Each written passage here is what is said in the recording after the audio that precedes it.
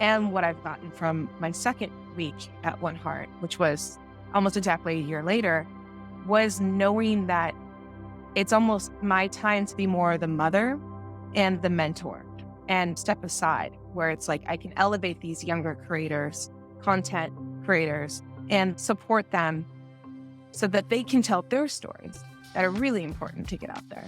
So that's been the evolution in just that quick year with One Heart, going from, oh, wait, no, I do have a voice. I want to share my voice, to then quickly being like, yes, but now let me elevate other people's voices because that's important too. So it's almost like be in the spotlight and then also realize when your timing is ready to move to the side to bring other people's voices up so other people can have the spotlight too. Welcome to The Awakened Leader, Transformative Stories with Plant Medicine by One Heart. In each episode, we'll speak face-to-face with successful heart-centered leaders and conscious creators. We'll go deep into how their lives have been transformed from their work with sacred, psychedelic plant medicines within our unique container. You'll hear stories from CEOs, change makers, and creatives about their experiences, and then learn how these moments have propelled them to elevate their life and the lives of those around them. Each guest has completed One Heart's 8-week Human Accelerator for Life Elevation. This container brings together 40 amazing heart-centered leaders for an epic 1-week transformative journey in Costa Rica, plus 7 weeks of virtual preparation and integration before and after. Our intention with this podcast is to plant a seed within your heart that we all are powerful, conscious creators, capable of manifesting our most aligned lives, filled with joy, fulfillment, and love. Our mission is to elevate the life, work, and community of heart-centered leaders by reminding them of our truth, that I am you, you are me, we are one. This podcast was really special as it was fun and free-flowing. Megan is such a shining star, and her stories of her transformation profound. We learn about how she experiences and then embraces and fully embodies her femininity and fully drops into her mothering abilities, which in her reality is caring for others, especially those whose voices aren't being heard and the underserved. We learn how she rises and is a stand for others, ultimately is a stand for herself and finding her voice and truly dropping into her heart and leading with love. How she steps into her purpose and service and makes shifts in her life and her work that flow into a seat of service. And most importantly, as Megan learns why it might not be wise to continue the grind and to actually allow herself to pause and unwind and finally just relax and enjoy some of the fruits of life, and especially connection with community. And also we reminisce and share some epic stories from the first One Heart journey that include me sharing my story about finding my spirit animal and experiencing death and rebirth and sharing that with everybody in community. So invite you to really lean in and listen with an open mind and a full heart as we start to hear some wonderful stories of transformation from Megan. Today, I'm honored to warmly welcome to our One Heart podcast, Megan Sullivan. Megan is an award-winning creative director and filmmaker, and her superpower is social impact storytelling. Professionally, she is a badass, having led as a creative director for global brands like Apple, Google, lululemon, and Samsung. And she's an explorer and adventurer, having traveled to 7 wonders of the world in 13 days, no less, and climbing 3 passes of Everest. Needless to say, she is ever expanding and evolving her outlook on life and creativity. In 2018, after One Heart, Megan consciously changed her commercial directing career from creating ads for Apple to refocus and align with her true passion, social impact storytelling, sharing inspirational stories that have the power to shift the consciousness and narrative on a global scale. A year later, in 2019, she wrote and directed the award-winning documentary series, Courage to Question, produced in partnership with Google and UN Women. This series followed 4 women's rights defenders from around the world tackling human rights violations. And this documentary has been used to inform, educate, and compel progressive UN policy reform. Megan is an alumni from Journeys 1 and 3, so she is officially the first OG we've had on the One Heart podcast. And this also means she's had the longest calendar time to integrate her experiences with One Heart. So I am so just over the moon happy that she's here with us today. And so Megan, welcome to the One Heart podcast. Thank you for being here. Hi. So good to be here. Thank you for that lovely introduction. I know we're going to cover so much ground, and I would love to just take a moment and present us to 2018, our first One Heart journey. And I would love to know, what was it that kind of had you leaning in to join us? What was going on for you at the time that felt like this could be a calling worth answering? What was so interesting about that is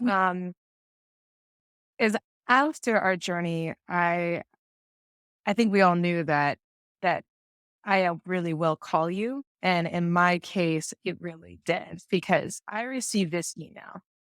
I was working in Los Angeles for an agency as head of production, and I felt very, very stuck.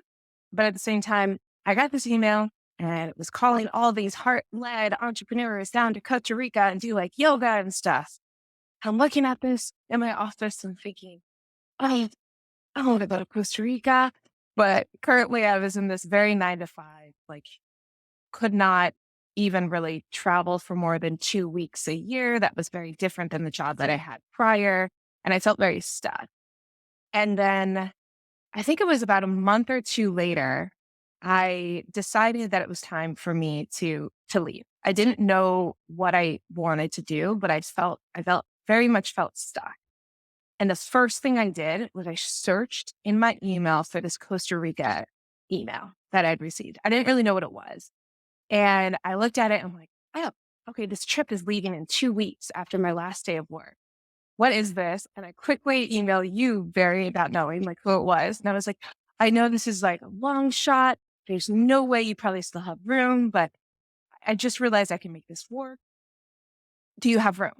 And then, of course, you write back and you're like, not only do we have room, but we actually have a girls' triple. So it was like less money.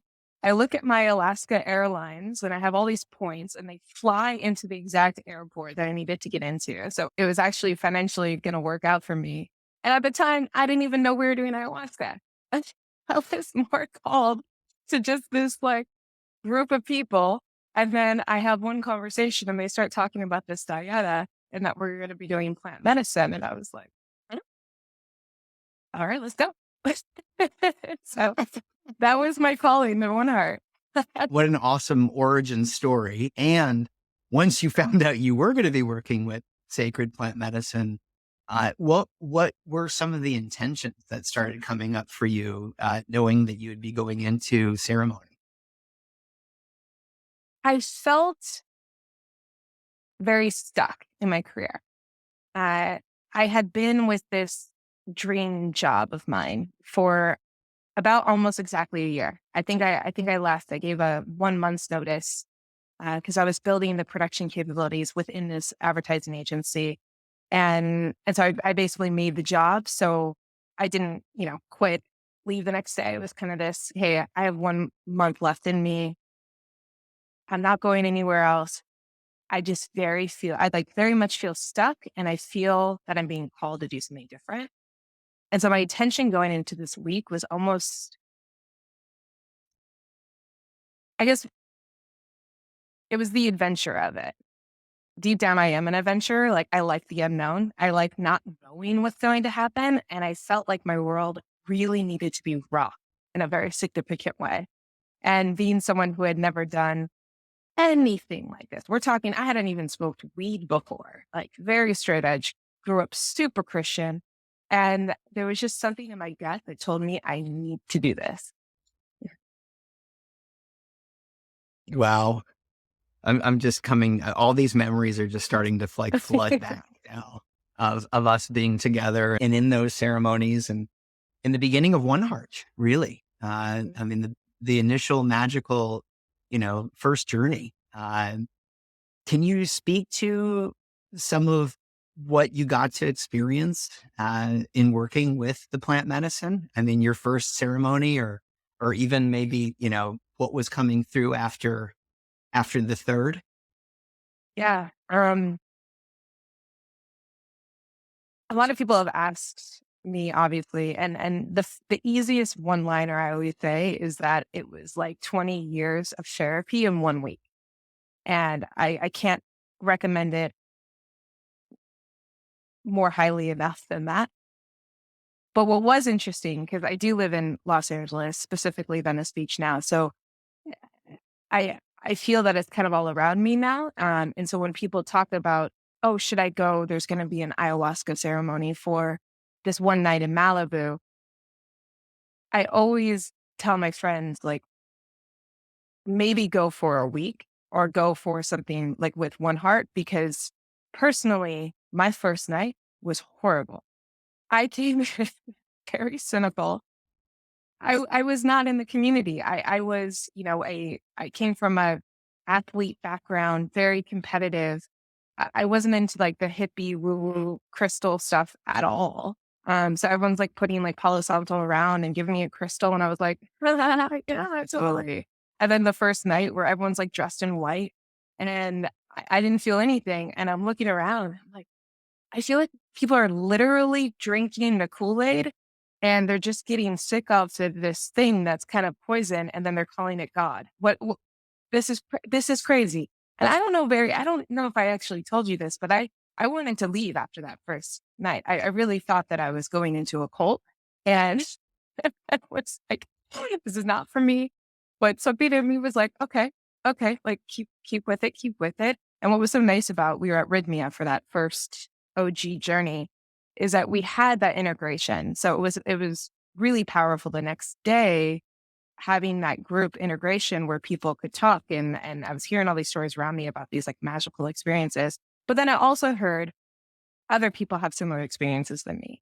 Um, and that maybe the medicine was actually trying to tell you something.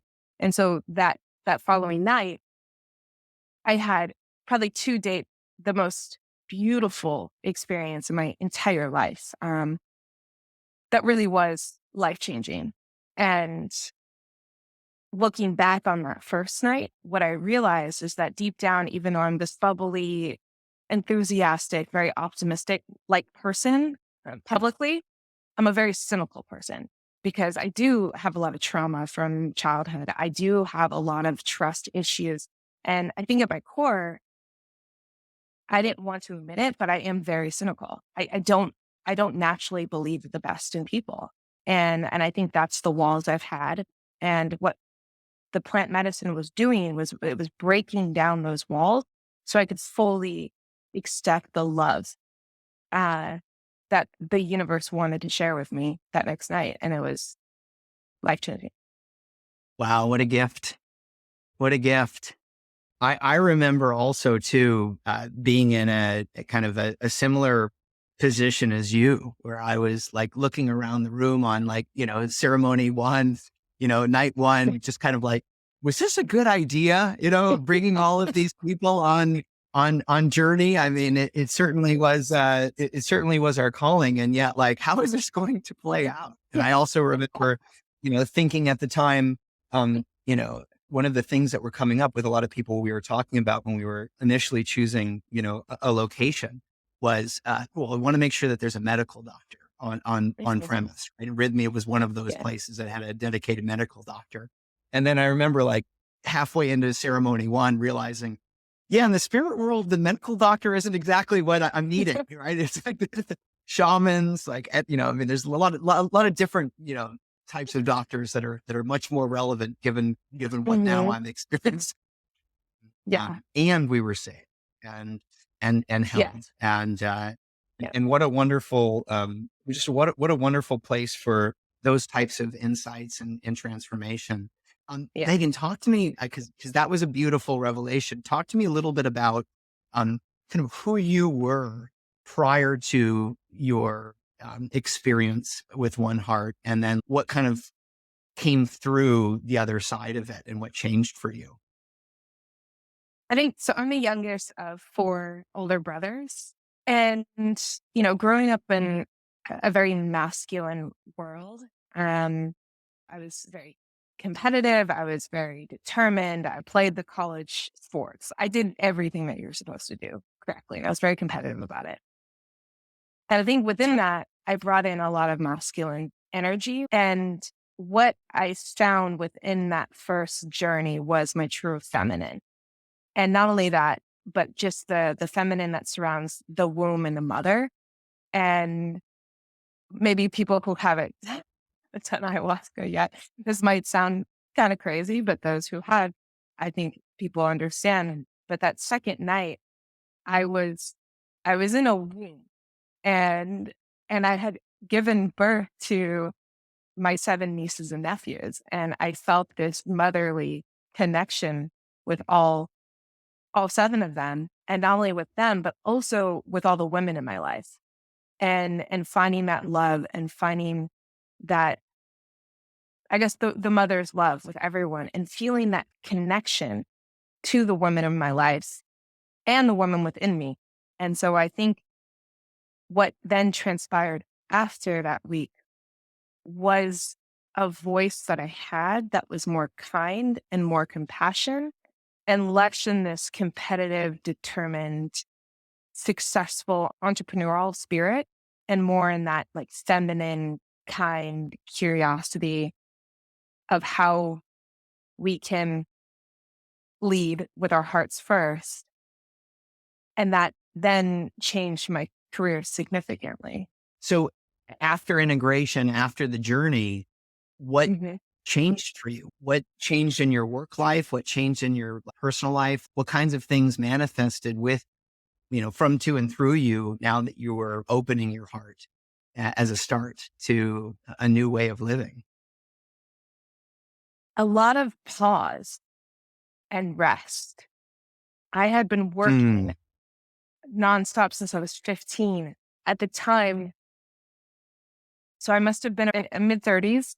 I had not stopped working on anything. I was just, again, that very competitive, overworking type of personality that I didn't really give myself time to pause, to reflect. I never had a meditation practice before. So really giving that kindness to myself to integrate was such it was like the best vacation you would ever want. Because I was never the vacation person that was like, let's go to a beach and have a margarita. I was like, let's go to Nepal and climb that mountain. And then, but I only have 5 days because I have to get back to the States and go on set. So it was just like, I never paused. I never stopped ever. It was Mm. just like, bam, bam, bam. How do I do this? But not only on vacation, let me like succeed somehow on vacation. It's like, who does? And so I think for post One Heart, I gave myself that opportunity to just pause. Mm. And I looked at my bank account and I was like, how long can I go without working?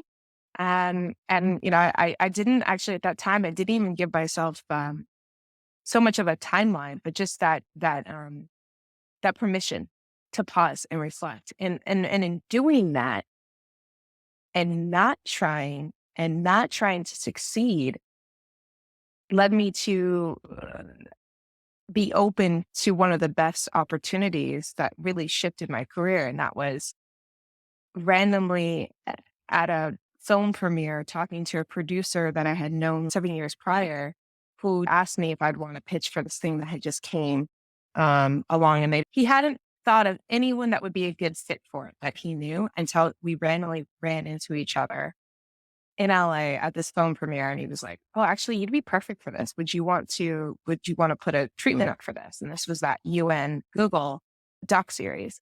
And people talk about the flow state, right? Of just like things just coming easy.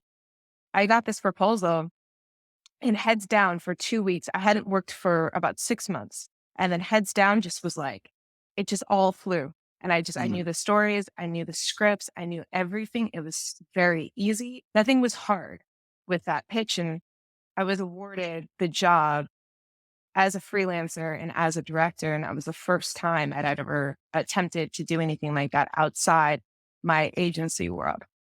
What's coming up for me, because I've had an opportunity to see this through the One Heart community and even beyond that, when we allow ourselves a moment to drop in and disconnect and yet connect. I mean, to source, if you will, then things start to flow and grow, and you kind of just know when things are in the highest resonancy or frequency, and when you're operating from that in reality, then wow, manifestation is magic. Yeah. And that was that. If I understand you, like I believe, if I'm doing the timetable right, was that the opportunity to work with the UN and Google for Yes. advocating for human rights? Yes, exactly. Which It is a was, major yeah. shift for you, because you were at like a big time ad agency doing, ad campaigns effectively, right? Previously. Yeah. Yeah, exactly. It was one of those things where, how do I say this? I just want to be careful and check my privilege, all of our privilege, right? So Mm-hmm. there is privilege in having the ability to pause and to reflect when you're not in a survival type mode. And I've met numerous people who don't have that privilege because they don't have a consistent roof over their head. They don't know where they're going to get their next meal. So I want to be really careful in saying that, especially in our community, we do have a lot of privilege. But a big thing that I learned actually in my second journey, I came back for a J3. So it was almost exactly a year later, because I was fighting up against this privilege of being like, who am I to allow myself to pause and to just do whatever feels good and what's right? And like, there was a cynical thing in me, right? We go back to that where it's like, but there's so many people suffering. And the work I was doing was highlighting those voices of people who were suffering. And so I think it's really important to realize that there is privilege in having that ability to pause and to be picky and decisive on where we want to go in our careers. That's a lot of privilege. But there's a lot of responsibility in that privilege, because if we don't see the importance of being in that place, there's not going to be any innovation or progression in our world. Because if we're all just in this like world of being like, well, who am I to be able to take that opportunity when all these other people don't have that opportunity? And I'm stuck down here. I want to pull everyone up. I want to get everyone up here. Well, if we're stuck in this almost self-sabotaging defeat because we don't feel like we have the right to succeed because not all these other people have been succeeding, then that's where I think we fail in like progression and innovation. Because if we don't keep doing that, then there's no way we're going to elevate the world completely. And it's such a powerful and profound message, Megan, because there's so many people that I've met, and even for myself, where I thought, well, someone else will handle that, or, who am I to, address that, or, and the world right now more than ever, right, is calling in heart-led leaders, like people that can show, like power up, show up, and be in service, especially to those underserved, and to help raise their vibration, their voices, and make sure that they're heard. And that was what you got to be in service to fairly immediately after sitting in sacred ceremonies. And also, that's a huge leap. I mean, I'm just really present to having heard your story about being competitive and really always, looking to kind of level up in the career, and you're at the top agency doing like the top quality work, and to kind of pause and to accept, an opportunity to go into this level of service. I mean, that's a huge shift professionally. I mean, just a massive one. And because we've talked prior to this podcast, that it was like 1 year later after your second One Heart journey when the UN documentary came out. Is that right? Almost to date. And kind of going back to what I was saying prior is that there was a little bit of this guilt, like success guilt, I guess. Mm-hmm. Mm-hmm. I think I just made up that term, uh, where it was that like, who am I to even be telling these stories? This white blonde girl running around in India and Africa, like telling um, these women's stories, and I felt a lot of that in terms of like, who am I to be telling these stories? Going into my second week, my second journey with One Heart, I really was dealing with that, which was this acknowledging that and acknowledging the need and ability to be a mentor towards younger women, especially because a big thing in my industry, being a woman director, there's not a lot of us, is that we need to elevate these younger women who haven't had mentors. I mean, it's always been a boys' club. We all know that. But I think, especially with women in this field, there has been a competitive factor because there's only been one spot for us. It was so rare to be able to direct a lot of content. When really I would get conversations directed at me saying, well, you could direct this, but you're such a better producer. We just really need a producer and you're such a good producer. Can you just produce? And I'm like, well, no, like I want to direct. Like I have this creative idea. And we've seen this guy's stuff before. And I didn't have anyone in the room fighting for me. And so what I've realized and come to realize is that I want to be that fighter for younger women coming up in the industry as well, and giving a platform for people to have that voice. So I think now I'm approaching in my later 30s, and what I've gotten from my second week at One Heart, which was almost exactly a year later, was knowing that it's almost my time to be more the mother and the mentor, and kind of step aside where it's like I can elevate these younger creators, content creators, support them so that they can tell their stories that are really important to get out there. So that's been the evolution in just that quick year with One Heart, going from, oh wait, no, I do have a voice. I want to share my voice, to then quickly being like, yes, but now let me elevate other people's voices because that's important too. So it's almost like be in the spotlight and then also realize when your timing is like ready to kind of like move to the side to bring other people's voices up so other people can have the spotlight too.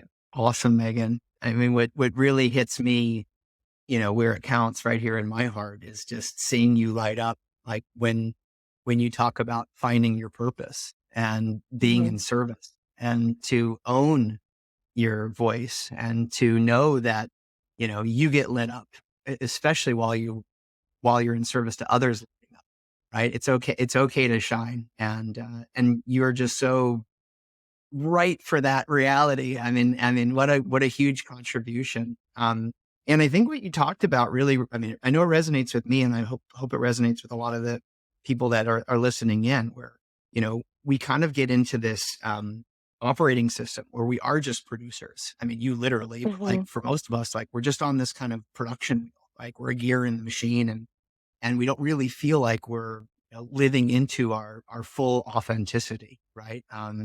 Like we're special like snowflakes, like we have unique fingerprints, like there's a beautiful gift inside each one of us and can grow and bloom and super unique and original. And when we can tap into that, when we really tap into that, right, it allows us to just drink from that fire hose of connectivity. And of course, thank you, Source. I mean, and to own that and to be accepting of that and to allow ourselves that, I mean, is a whole nother progression. You're not alone at all in terms of so many people kind of, that are present as they gain consciousness. Well, wow, I'm really privileged to be in the position I'm in. And am I worthy? Am I deserving? How can I hold this and share this and still be in that excellence? And so grateful for you to hold that authenticity, but especially integrity. Mm-hmm. And so let's go back to ceremony just for a moment, because I just had some reminders, because your story is so fun in that, like, this was so new for you, right? And so what's one piece of advice you'd have to anybody that's leaning in, that would be working with the plant medicine for the first time, given, this was a real, kind of sounds like real stretch for you initially, or maybe what you've now realized having worked with the medicine repeatedly?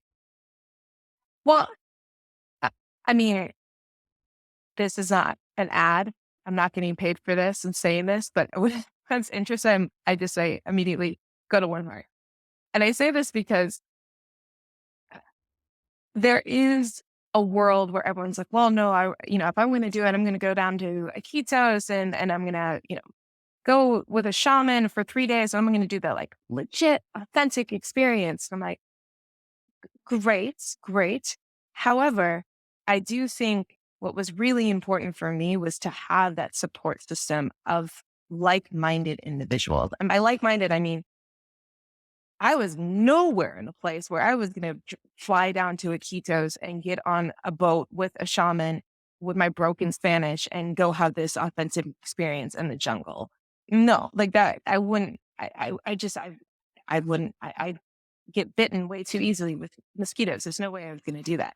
But offer, a week where you're surrounded by a lot of people who have had similar life paths, where you could talk to people. And I mean, honestly, it was the email and just the verbiage and copy on that email just really spoke to me, of just being like, we are putting together a group of heart-led leaders who are entrepreneurs. And obviously I'm not technically an entrepreneur. I am, I guess, but I'm more of like a director, creative. And I think there's some leadership within that role. But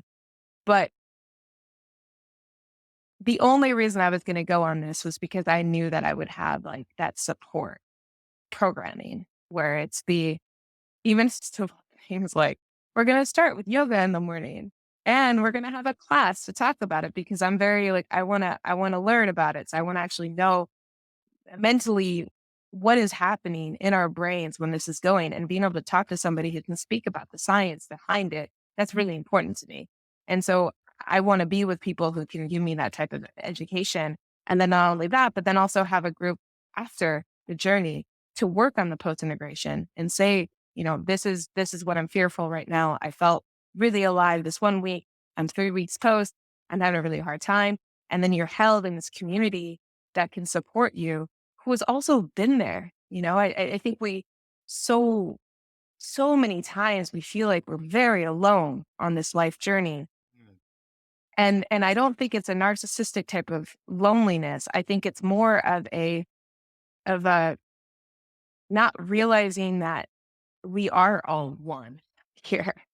And that becomes very, very clear in that week, is that we're not alone. We're not enemies. We're so much more similar than we think. And having that group to connect with and be like almost instant family, where people can know your journey in such a short timeline, is very beautiful. So if anyone was kind of on the fence, because I do know my personality is very different. I do climb on really tall peaks and I jump into adventures without really even second guessing. So, of course, a lot of my friends are, of course, you would do something like that. But if you are more not so impulsive like myself, is that I would honestly say is that if you're going to do ayahuasca and you're slightly nervous about it, going with a group like One Heart is almost like a fail safe plan, because you're going to be supported constantly. If anything, like you're going to have a little fun yoga retreat. Well, I'm super grateful to you, Megan. You and all of the alumni who join us on Journey One. I mean, now the journeys are, I mean, they're just flowing with like, referrals, and people know like multiple Yeah. alumni, or, they can talk to alumni who've been to even maybe more than one journey. And also too, I know ayahuasca, it's definitely coming up a lot more, in conversation. There's a lot of decriminalization. And so it's more, I want to say mainstream. And I mean, when you answered the call, it was someone like you who was going to take a leap and do something crazy, adventurous, and to trust in an organization that was new and to be a part of the birthing of something that would become, not an organization, but an energetic, frequency. Yeah. I mean, now each journey kind of continues in our community thanks to the DNA and energy that was created by you. And so anyway, just super grateful to you. And I know the alumni that will be listening will also be sharing, from their heart to yours and through all of our hearts to the world. So thank you. I remember having an experience with you and everybody on Journey One that was new for me in ceremony where I remember feeling like these energetic surges and it felt like almost like I was almost kind of self-conscious because it felt like almost like I was having convulsions on the floor. And I was wondering if anybody was concerned about my well-being and because it looked like felt like I was twitching. And what was happening for me in ceremony was that actually these energetic surges were happening and it was a form of purging. So I still, instead of lots of ways to purge. And for me, it was through those kind of energetic surges and what an experience that was. I don't know if you remember, but in ceremony 3, I ended up coming into, my back was scratching and like I was deep in my journey and all of a sudden these wings came out of my back. I was like, and like, I got my wings, like, and I became one with like my spirit animal. I had heard people talk about spirit animals. I was like, what the, WTF, no idea what you're talking about, just like you with the crystals. And like next thing I know, like I'm literally like a bird and not just a bird, I'm a hawk and I'm like flying and, in my ceremony, like I'm having these visions of flying and I felt everything that a bird feels. Like I literally know exactly what a hawk feels like and its life and like a whole lifetime as a hawk. And then I remember, one of the shamans coming up to me, and she, like in reality, like was like tapping me on the shoulder and I was coming kind of out of my vision and like into like the presence of being in the room with all of you. And she's like, I need you. I'm like, oh my goodness. Okay. Yes. Somebody on the journey must need me to be in service. Understood. She's like, please come with me to the altar. And I was like, okay. And she had me kneel. And do you remember she gifted me these hawk wings? Like apparently the hawk had passed away on property like 9 months prior. And they cleaned them. And she's like, we've been waiting for a sign of who we should gift these to. And like literally I just started bawling because it's like, what the, like, I just had this vision of like finding my spirit animal, which is a hawk. And now you're handing me like reality, like 3, like these wings. And I just was like, this is just, there's no coincidence. This is just beyond words, magical. And, anyway, that just came up for me as a memory that I had not remembered for some time. So thank you. And then do you remember on the last ceremony, we all were on the Hawk's Nest rock where a bunch of us all. Yes. Oh, okay. So people listening, alumni will totally understand. And so will probably too, anyone that's done some deeper work with plant medicine. And that journey, the 4th ceremony, my intention was, I want to experience the full circle of life. I want to understand death.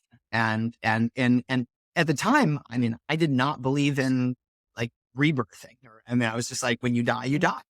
And oh my goodness, in ceremony, I was shown like the full circle, but not it was at the very end of ceremony, if you remember. Yeah. A bird flew through the window right behind me and hit the window. And then one of the people with us was like a Reiki master. She went out. I held the bird in my hawk wings, like in the cradle of the hawk wings. she was doing like master Reiki treatments, like trying to breathe out, like breathe in the pain and, you know, and breathe out. Like she was trying to resuscitate it. And the bird died, if you remember, like it literally died. I dropped to the ground because I felt it, like all of its energy zap. And I passed out, I think for like, I don't know what it was, like 10 seconds. And then I remember like coming back, grabbing the bird, and then like just kind of have a knowing, like, wait, no, we don't have to accept its death. And remember, I rallied like you and a bunch of others to go over to a rock. And I'm like, if we all believe the bird will come back, I was definitely on the medicine. Like, if we all believe the bird will come back, you know, we can bring it back. Right. And sure enough, like you remember, like, I don't know if it was 20, 30 minutes, like all of a sudden there's like a twitch of a wing and then like there's another. And I'm like, oh my God, it wants to fly. And I mean, like, launch it, you know, and then the bird like does like 2 flaps. It just completely does a swan dive and just hits the ground. And like, I was like, oh God, what, I think I just killed the bird a second time. And then I remember grabbing the bird and bringing it to the shaman, to one of the shamans. And the shaman was talking to someone else at the time. And I'm like, I really need the shaman's help here. Like, I think the bird's going to die. And the bird's like twitching. And the shaman just looks over at me and goes, like, I watch an incredible energy come through the mouth, literally go into the bird, and the bird, my hand eat it up. Like my hand got hot, and the bird just dropped dead, like in 2 seconds. And I'm like, oh my God, the shaman just killed my bird. And I look over at the shaman. I'm like, what did you just, and without even me saying, he says, that bird died an hour ago. Let it pass, Barry.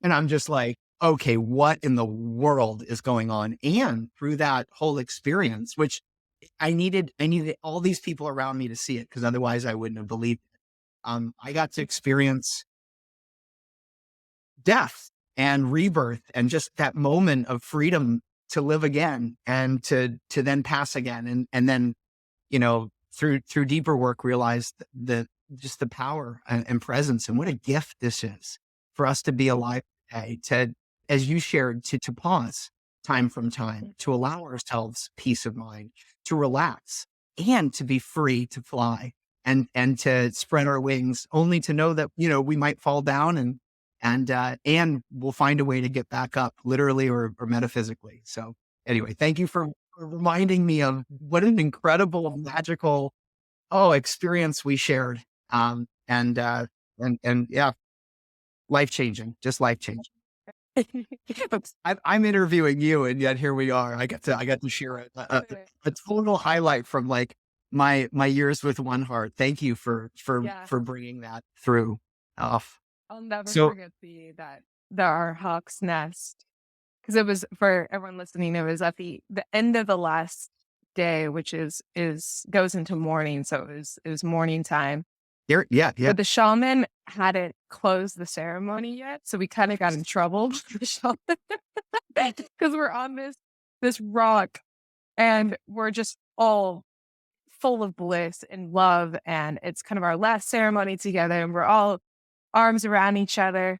Barry just had this beautiful experience with this bird, and we're laughing, and just like little kids, just there's so much joy and laughter. And then the shaman comes over and he just looks at us and he's like, the circle's not closed, because you're not supposed to talk to anyone. We're all like little kids getting in trouble by the shaman at the rock. Yes.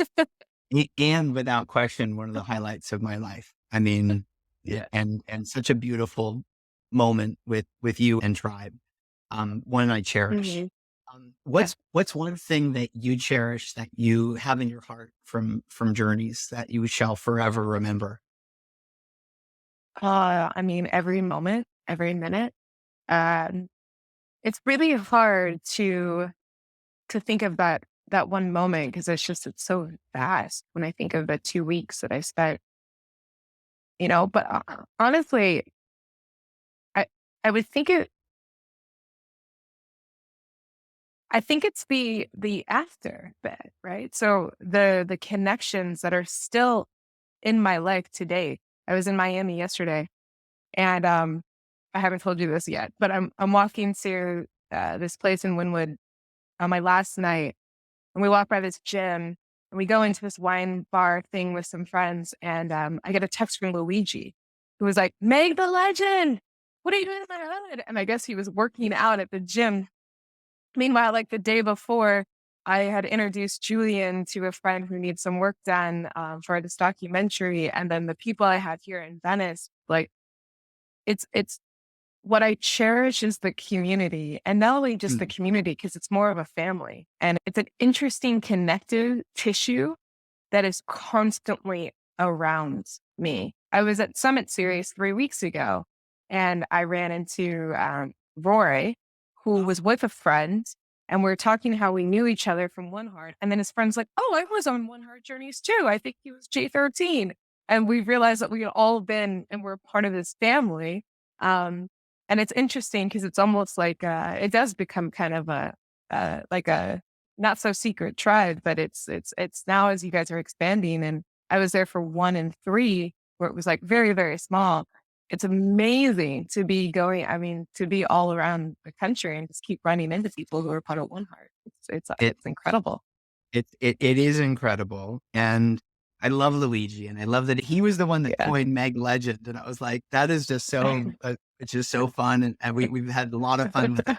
And Roy is so special. And like everybody that knows him, it's like Roy'll pop in from like a portal, and then like he'll like pop out of the portal. And like Roy is definitely like everywhere and nowhere too simultaneously. Exactly. Right? He's a magical like unicorn being. So many of our tribe and family is, and the way that you just described One Heart, like that's how like our vision from the beginning was like, what if everybody saw everybody that way? Yeah. So like, I feel the same way with One Heart, tribe, because we've been through such a sacred experience. And yet like at the same time, I look upon every person with that light, with that love. Imagine if the world did that. Yeah. How beautiful, we all get to be. And imagine if more people like you answered their calling and stepped into service and got over their ego and said, hey, I'm privileged and I'm powerful. And so allow me to be in support and to do the things that right now I know are wrong. And allow me to right them. And so anyway, Meg Legend, we love you. Thank you so much for being who you are, which is just such a bright, shiny star. Keep shining on. Thank you for being such a good friend. I'm so excited to dive deeper with you, and I love you, and we love you. And so thank you so much for sharing yourself, your heart, your superpowers with us in the world. Thank you. Thank you so much for you and Brandon just coming up with this idea, with you guys seeking your true purpose and truth, and providing such an amazing experience for all of us. I know I speak for everyone. It's everybody is making One Heart what One Heart is. Yeah. And what comes up for me too is just like you shared, we hold great awareness to our privilege and to do this work, and knowing that there's been so many people for thousands of years who have helped us co-create, and so many now powerful leaders and producers and creatives who are coming together to continue this worthy work on purpose and service. Aho, aho, aho, aho. We are ever so grateful to our guests for sharing their stories of transformation with One Heart, and we hope that their wisdom will support you in your life journey. If you enjoyed this episode, please subscribe to the podcast so you can be a part of future ones. Are you a heart-centered leader or conscious creator who is ready to level up your life and impact the world? Then we humbly invite you to apply to our next One Heart journey. One Heart was created to support leaders like you to live and lead from a place of true alignment, fulfillment, and joy. Our 8-week Human Life Accelerator is built around a 1-week journey to Costa Rica with sacred psychedelic plant medicines and a world-class experience that blends many ancient and modern modalities for growth. Before and after our One Heart journey, we support you with our curated preparation program and integration masterclasses. They are designed to help you land your breakthroughs in your day-to-day life for maximum transformation. Over 500 amazing leaders have joined One Heart on our journeys over the past 4 years. And if you'd like to apply to join our next journey, simply head over to oneheart.com. Remember, brothers and sisters, let your love light shine so, so bright. We are all stars. It's time we shine. Aho.